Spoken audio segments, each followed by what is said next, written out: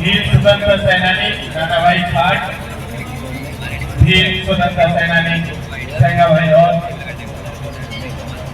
कालीबाई कलाशुआ की शहादत दिवस के अवसर पर आज आयोजित सम्मान समारोह में पधारे हुए तमाम साथियों को ढेर सारी शुभकामनाएं और आप सभी को फूल जोहार।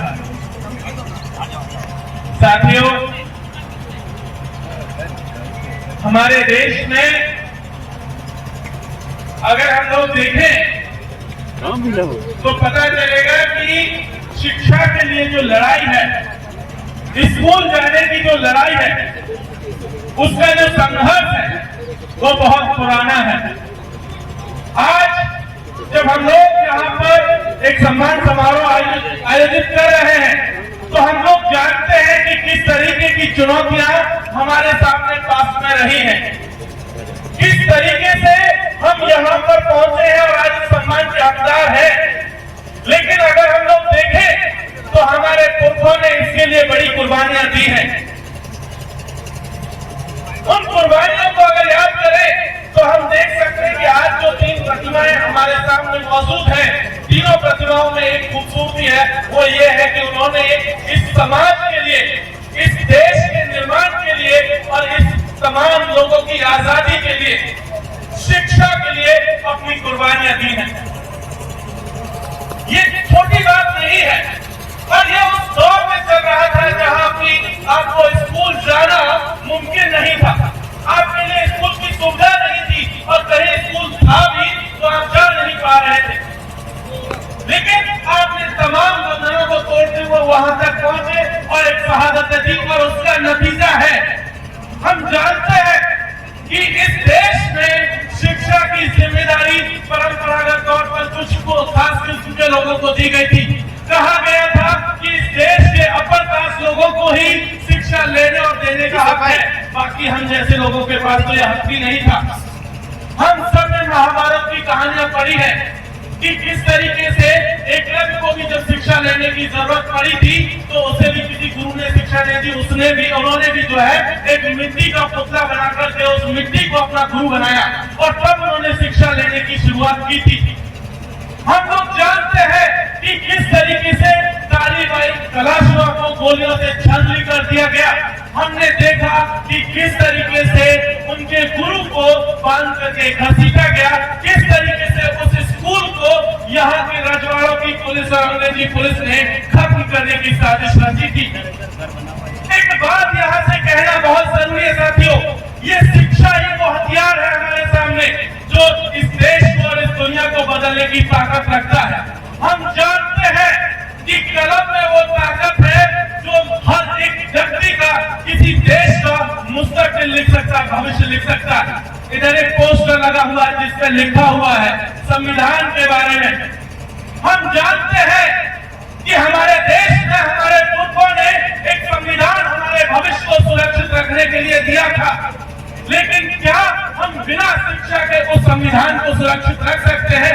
नहीं रख सकते हैं। और आज जिस तरीके की चुनौती हमारे सामने है, हमारे देश के जो हुक्मरान मन के जो लोग बैठे हैं, दिल्ली में जो गद्दी पर बैठे हैं, यहाँ जयपुर में जो लोग गद्दी पर बैठे हैं, बड़े बड़े पदों पर जो लोग बैठे हुए हैं, वो आज हमारे खिलाफ हमारे अधिकारों को छीनने की कोशिश कर रहे हैं, हमारे जल जंगल और जमीन को छीनने की कोशिश कर रहे हैं और हमें जो संविधान में जो अधिकार दिया गया उसे भी छीनने की कोशिश कर रहे हैं। तो अगर हमें अपना संविधान बचाना है, अगर हमें अपना अधिकार बचाना है, जल जंगल और जमीन को बचाना है, तो हमें पढ़ना होगा। बिना पढ़े कोई आपको संवैधानिक हक नहीं देने वाला, ये याद रखिएगा साथियों। पढ़ाई का मतलब सिर्फ डिग्री लेना नहीं है कि आप किसी स्कूल में गए, किसी कॉलेज में गए जहां से एक सर्टिफिकेट आपको पास होने का मिला, वो सर्टिफिकेट सिर्फ आपकी पढ़ाई का मायने नहीं तय करता है। पढ़ाई का मतलब है कि क्या आप अपने समाज के हक और अधिकारों के लिए जागरूक हैं या नहीं है। अगर आपने अपनी शिक्षा को सिर्फ नौकरी तक सीमित रखा कि ये सर्टिफिकेट हमें नौकरी दिलाने में मदद करेगा, तो यकीन मानिए शिक्षा का मतलब अधूरा है। अगर आप शिक्षा का पूरा मतलब जानना चाहते हैं तो शिक्षा का मतलब है कि क्या आप अपने हक हुकूक के आपको चेतना पाई या नहीं पाई, और अगर आप में वो चेतना नहीं आई पढ़ने के बावजूद, तो यकीन मानिए कि वो जो शिक्षा जो सर्टिफिकेट आपको दिया है वो आपका सिर्फ पेट भर पाएगा, इससे ज्यादा कुछ नहीं कर पाएगा। और पेट भरने के लिए तो और भी तमाम साधन हमारे सामने हैं। मजदूरी करके भी हमारे पुरखे पेट भरते हैं, खेती करके भी पेट भरते हैं, पत्थर तोड़ के भी पेट भरते हैं। तो इस कागज की क्या जरूरत?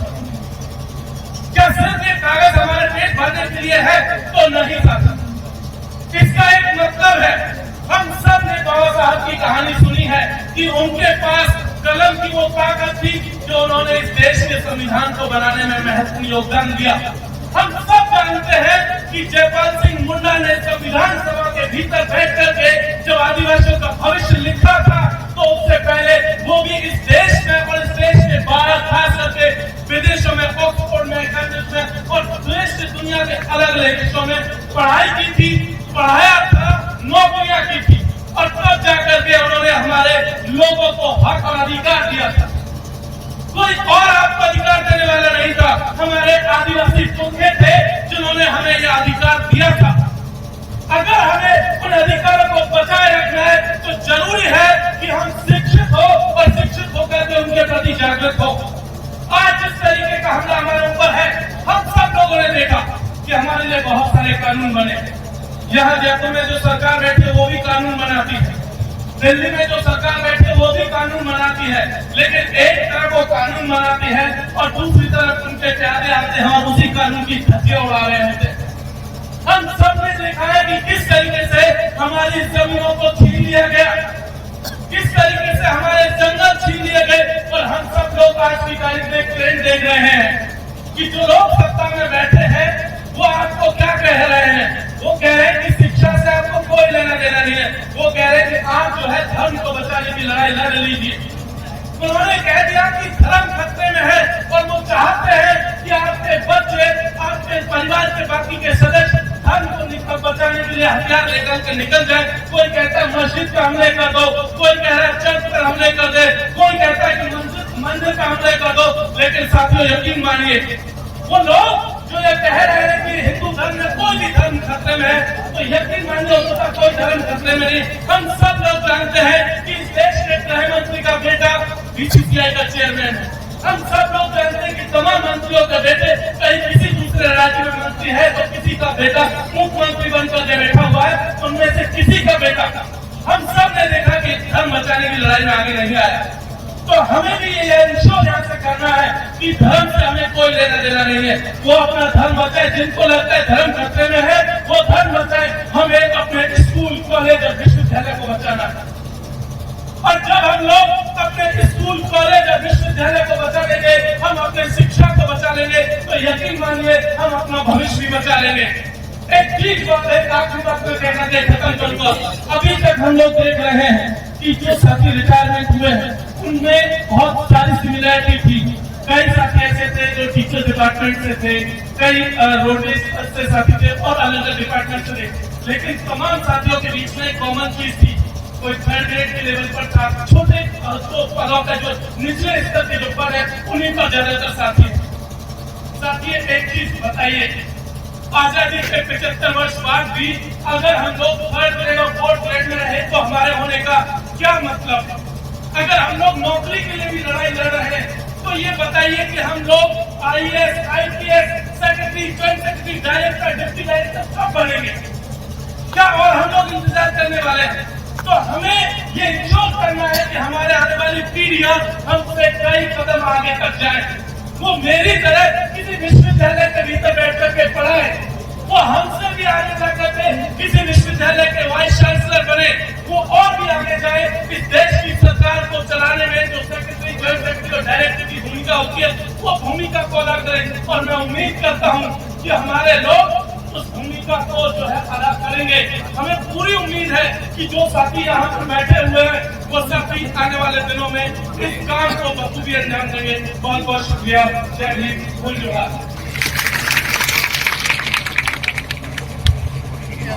बहुत बहुत धन्यवाद मीणा साहब, आपने बहुत ही अच्छा मोटिवेशनल स्पीच दिया।